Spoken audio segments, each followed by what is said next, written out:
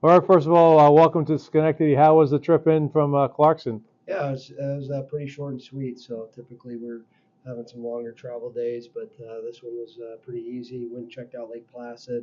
Went to the museum yesterday and got in and had dinner and practiced today. So it's been a pretty easy travel for us coming in from Clarkson. That's a museum up in Lake Placid?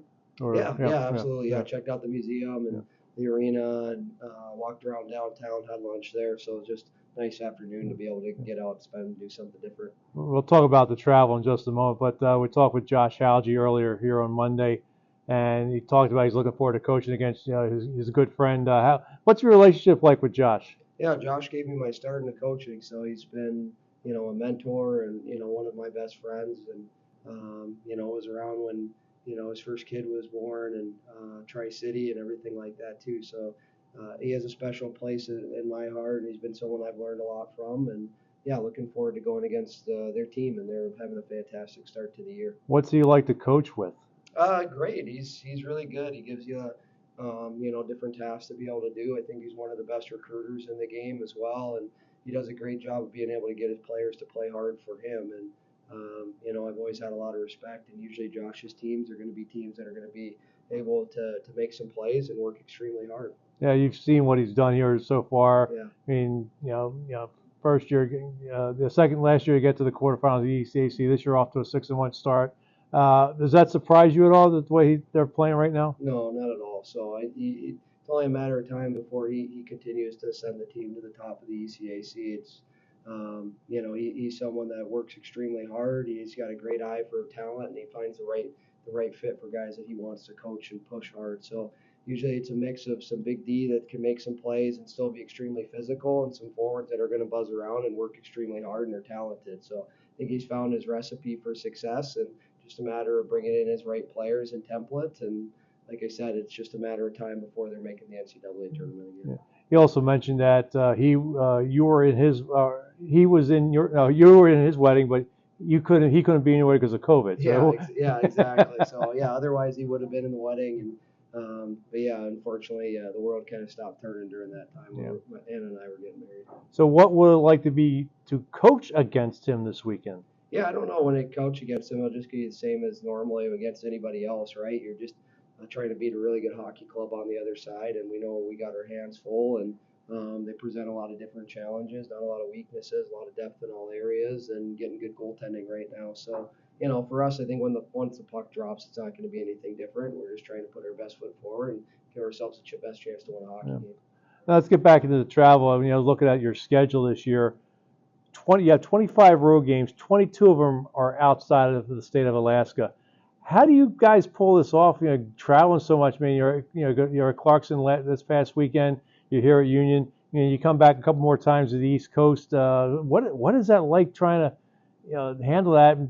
Playing the majority of your games away from Alaska. Yeah, I mean, there's some positives and negatives to it. Obviously, you'd like to be in Fairbanks, sleep in your own bed, and be able to play in front of your fans, and have the other team have to deal with the travel battle. But at the same point, I think we get to experience a lot of different things. Like we mentioned, Lake Placid.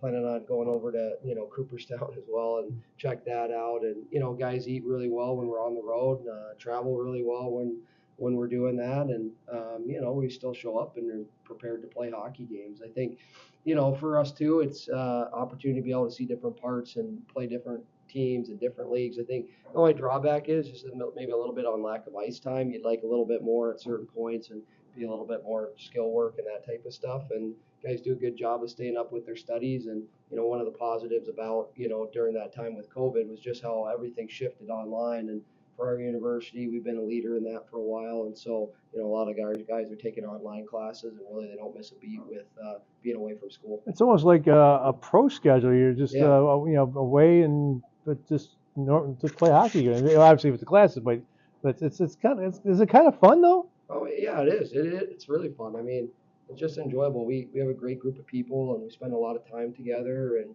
we eat all the meals together. Guys get treated really well when we're on the road. Do a bunch of different team bonding activities. Usually have a mini golf challenge throughout the course of the week as well. So it's good. It's fun. I don't think it's what you'd classify as a typical college experience, but it's a unique one, and it's something that's second to none. And it just takes the right individual to want to have that. And we feel like we've done a good job of identifying those people. Of course, you and your counterparts over there in Anchorage are playing independent. Mhm. How difficult is that in this day and age, not being in the league? I mean, would you like to be? I think you guys went to WCHA at one time. Is Yeah, that? Yeah, CCHA, CJ, WCHA, yeah. WCHA. What would it? How important is to try to find a league? Maybe have some other hockey teams on the West Coast there get involved with hockey. Would that help you guys? Maybe find a league somewhere. Yeah, absolutely. I mean, I think that would be good. It's just, right now there really isn't a right fit for us. The CCHA isn't a great fit for us with the fallout with the WCHA and some of those different situations that occurred there. And to be honest, I don't know if that's really the right step for us. I think the NCHC would be a good fit for us right now, but them just adding Arizona State and with all the transformation stuff coming with the NCAA, I think everybody's just on hold unless you're inviting a big boy into the conference right now. So just like everything, change is inevitable. There'll be an opportunity for us at some point, and new teams going online at some point. And when that happens, we have great facilities. We probably spend more money than anybody in college hockey. So it's not a competitive thing. It's just a matter of finding the right fit, and that time will come for us at some point. Does that make recruiting harder not being in a conference? It does, yeah. I think it just makes it a little bit more difficult. There's still that sell of, hey, we can make the tournament by winning our league, and as we both know, that's a pretty difficult task in itself to try to do something like that, right? Usually, you got to still make it in there, at that large bid. But at the end of the day, for us, it's just continuing to recruit to our identity, find good players, and we feel like we've done that, and now it's a matter of just making sure that we're retaining some of those guys as well. Josh was mentioning that you probably had some opportunities to leave, maybe go somewhere else, but you stayed loyal, and that's one thing he respects you about you, the fact that you stayed in Alaska. I think you're an Alaska native too, I right? am, Yeah. yeah. So I mean, how important is it for you to stay there and see this program be competitive and grow and maybe attract some players? Yeah, for sure. I think for me, it's always been to, get us into a league and then to be able to get into the NCAA tournament. It's been a couple goals that we still haven't quite reached. We're close 2 years ago, last team out, and disappointing end to the season. The ECAC did us in that year. So, it's one of those things where for me, I have a lot of pride. I've seen the transformation from our alumni, all the different things that this program's done for people, including myself, and I believe in it. I believe what it has to offer, not just in hockey, but in life as well. And, I'd like to see this continue to grow and continue to expand and, for us to, be that top 20 program consistently again. What do you like about your team so far? Just the resiliency. I mean, we're 19 new guys.